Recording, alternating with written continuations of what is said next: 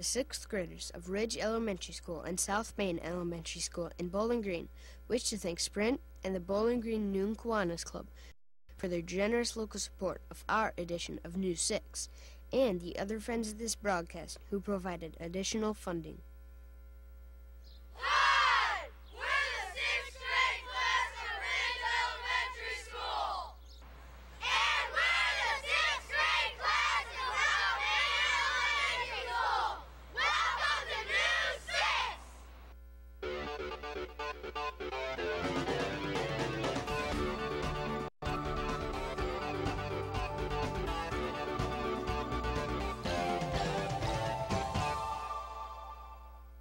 Welcome to this week's edition of News 6. Today's program is brought to you by the 6th grade classes of Ridge Street and South Main Schools of Bowling Green. Bowling Green is located in Wood County. Founded in 1833, our community has a population of about 28,000 people. Basketball is one of the fastest growing sports for women today. Female athletes are playing better and working harder than they ever have before. Reporter Tara Rude introduces us to a college coach that makes things go here in Bowling Green.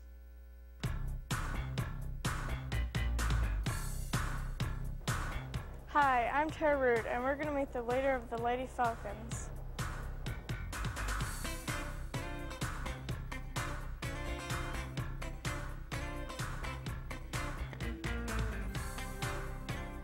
Deanne Knablo is the new head coach of women's basketball at Bowling Green State University. It's a great job, but it's also a lot of work. We do a lot of things, and I think people don't realize all of the time that goes into preparing a team. We have to recruit, we have to go out to the community, and we have to speak to various groups. We have to watch a lot of game film to watch us play and then to watch our next opponents. Coach Knablo also was a player at BGSU, and she has seen important changes in women's basketball. I played here, graduated from Bowling Green in 1983. The most gratifying thing and probably the biggest change is the support for the women's game. There's so much more interest generated by women's basketball and by girls basketball. The talent level is amazing. Just the players now are so much bigger and so much stronger. Coach Knablo gave us some advice for any girls who are interested in playing college basketball. If you want to play ball in college, then you have to work at your game. You have to join whatever leagues are available. You have to spend time in the gym working on your dribbling and your passing and your shooting. You have to run to get in shape. And it's just hard work. There's no secret to success. This is Tara Rude reporting for News 6.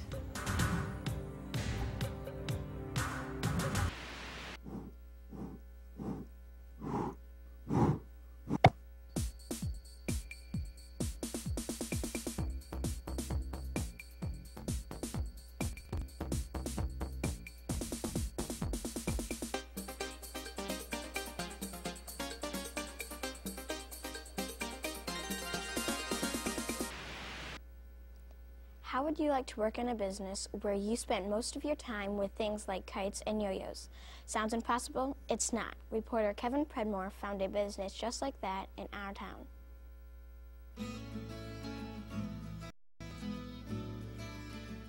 Hi, I'm Kevin Predmore, and today we're at Wings on the Wind. Summer seems like a long way off, but at Wings on the Wind, it's never too early to plan for fun. Kites are a real fun thing even in the wintertime. Probably the most popular toy during the winter month would be the yo-yo. That gives you a chance to play if there's too much snow, you can't go outside, or if it's too cold, you can still play with your yo-yo and practice your skills inside. Roger Weath is a co-owner of Wings on the Wind. He showed us around the store. My favorite things to sell here at Wings on the Wind would have to be kites. We have many different kinds of kites in the kite store. We have the single line kites, the traditional diamond kites and delta kites, and then we also have the stunt kites or dual line kites that you can actually do tricks with. During our visit, Roger showed us many kites, including ones that actually fly indoors.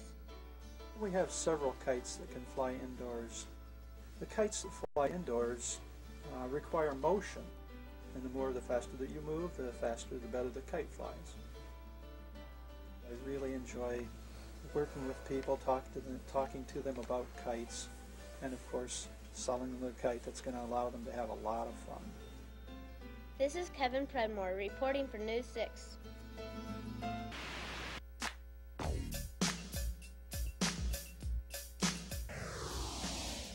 Today's Kids View question is, what's your favorite sports team and why? The Detroit Lions, because my family likes them too. Chicago Bulls, because they've won a lot of championships. Detroit Red Wings, because they got a lot of good players. The Utah Jazz, because I like Karl Malone. Pittsburgh Steelers, because they have Cordell Stewart and Joe Bettis. Miami Dolphins, because Dan is my man.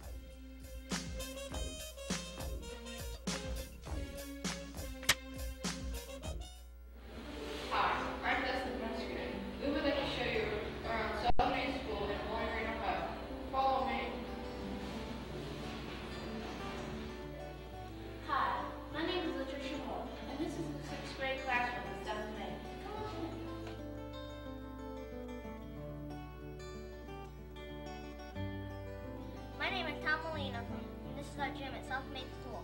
Come on in.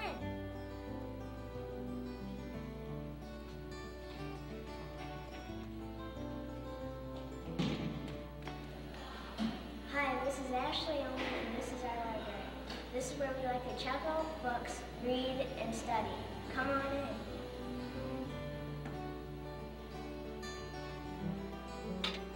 Hi, my name is Tyler Smotherman, and we would love to show you what we do in art.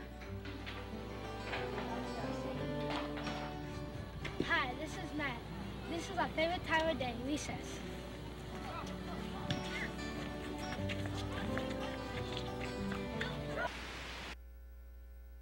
If a person is lost or in trouble, there are usually places where they can go for help. But where would you go if you were a dog or cat in trouble?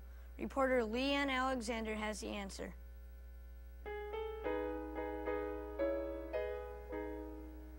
Hi, I'm Leanne Alexander, inviting you to adopt a cat or dog.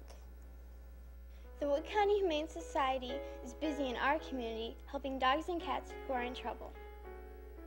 The Wood County Humane Society exists to provide shelter for homeless dogs and cats, either taken from cruelty situations, surrendered by their owners, or found stray, and we keep them here until we can find suitable homes for them. We're completely nonprofit. We're funded by donations and memberships of people in the community, and also corporate sponsorships as well.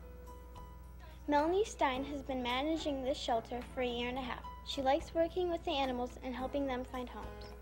We get a lot of help from volunteers that either come to the shelter to help us, some just provide help in fundraising, things like that. In 6th grade, you need to come with a parent or guardian to volunteer with, but they can do things like walking and washing dogs, hang out in our cat room, brushing, grooming cats. For the animals at the shelter, a happy ending is when they are adopted by a new owner. We probably adopt out around 500 dogs and cats per year. We do have a screening process to adopt any of our animals. We want to make sure that the person applying is going to be a good home, provide medical attention, at least once a year, provide an indoor home for both cats and dogs. Those are our main concerns. This is Leanne Alexander reporting for News 6. That's all for this edition of News 6. Thanks for watching. Be sure to tune in next week for more news from around Northwest Ohio. Goodbye.